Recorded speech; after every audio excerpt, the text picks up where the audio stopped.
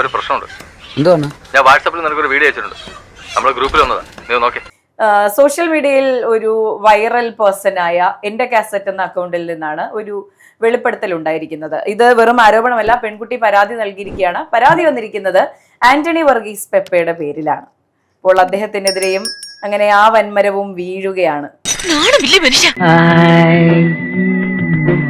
പെപ്പയുടെ story നോക്കിയപ്പോ തമിഴ്നാട് ബോർഡറിൽ എവിടെയാണെന്നാണ് എനിക്ക് മനസ്സിലാക്കാൻ സാധിച്ചത്. എന്തായാലും ഒരു കാര്യം ഉറപ്പാണ്, ഇനി എന്നെ ആര് കാണണമെന്ന് ഞാൻ തീരുമാനിക്കും. ഇതിനു മുൻപ് പുറത്തു വന്ന പല കേസുകളിലും നടന്മാർ ഉപയോഗിച്ചൊരു പദമാണ് ഇത് AI ആണ്, ഫാബ്രിക്കേറ്റഡ് ആണ്. പക്ഷെ ആ കേസിനൊരു പ്രത്യേകത ഉണ്ടായിരുന്നു. അതൊക്കെ വെറുതെ സോഷ്യൽ മീഡിയയിൽ മാത്രം വന്ന കാര്യങ്ങളായിരുന്നു, ഒരു പരാതിയായിട്ട് പോയിട്ടുണ്ടായിരുന്നില്ല. പക്ഷെ ഇത് ആന്റണി വർഗീസ് പെപ്പയ്ക്കെതിരെ നിയമപരമായി തന്നെയാണ് ആ പെൺകുട്ടി മൂവ് ചെയ്തിരിക്കുന്നത്. ആ കേസുകളിലൊക്കെ ഉണ്ടായിരുന്നത് ഫ്ലേട്ടിംഗ് ആയിരുന്നു. വന്നിട്ട് നമുക്ക് പേഴ്സണലി പോകാം. എനിക്കൊന്നും എന്റെ കാസറ്റിന്റെ അക്കൗണ്ടിൽ കൂടി ശ്രീനാഥ് ബാസിക്കെതിരെ വരെ ഇത്തരം ആരോപണങ്ങൾ വന്നിരുന്നു. നമുക്ക് പ്രൈവറ്റ് സ്പേസിൽ കാണാമോ എന്ന് ചോദിക്കുന്ന അത്തരം മെസ്സേജുകളുടെ സ്ക്രീൻഷോട്ടുകളായിരുന്നു ഉണ്ടായിരുന്നത്.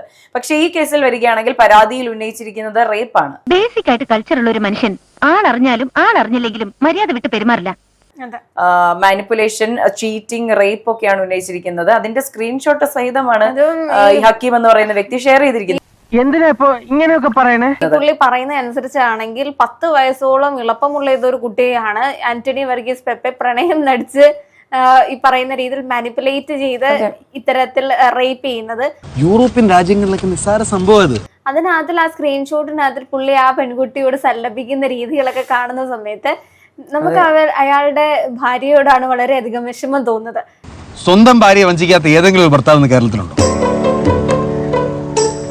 ഈ കുട്ടി പീരിയഡ്സ് ആണ് എന്ന് അറിയിക്കുന്നു. അപ്പോൾ അദ്ദേഹം പറയുന്നത് വളരെ നമുക്ക് പറയാൻ പോലും പറ്റാത്ത തരത്തിലാണ് അദ്ദേഹം നിർബന്ധിക്കുന്നത്.